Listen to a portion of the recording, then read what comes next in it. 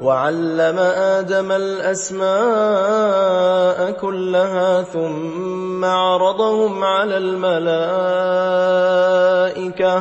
فقال أنبئوني بأسماء هؤلاء إن كنتم صادقين. قالوا سبحانك لا علم لنا إلا ما علمتنا إنك أنت العليم الحكيم. قال يا آدم أنبئهم بأسمائهم فلما أنبأهم بأسمائهم قال ألم أقل لكم إني أعلم غيب السماوات والأرض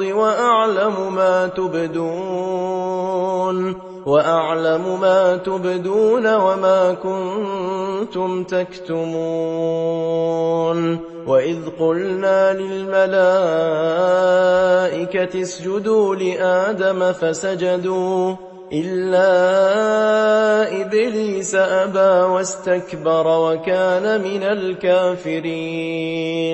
وقلنا يا آدم اسكن أنت وزوجك الجنة وكلا منها رغدا حيث شئتما ولا